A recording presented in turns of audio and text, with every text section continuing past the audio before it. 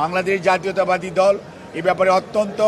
সচেতন। আগামী মধ্য ফেব্রুয়ারির যে নির্বাচন, এই নির্বাচনকে সামনে রেখে দেশীয় বিদেশি যত ষড়যন্ত্র আছে এটাকে পিছিয়ে দেওয়ার, প্রলম্বিত করার, সেটিকে মোকাবেলা করার জন্য দল যেমন প্রস্তুত, অন্যদিকে নির্বাচনে অংশগ্রহণ করে জনগণের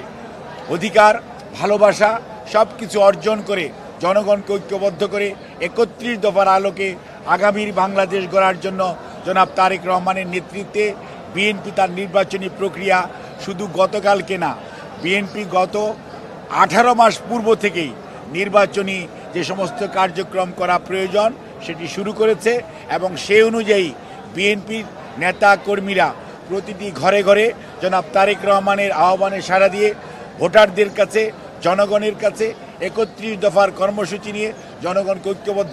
ঐক্যবদ্ধ করার কাজে সারা দেশব্যাপী আজকে ব্যস্ত আছে এবং সেই কর্মচাঞ্চল্য যেটা চলছে। আর আপনারা যেটাকে নির্বাচনী প্রক্রিয়া বলেন, অর্থাৎ মনোনয়ন, বিএনপি এত বড় দল আলহামদুলিল্লাহ যে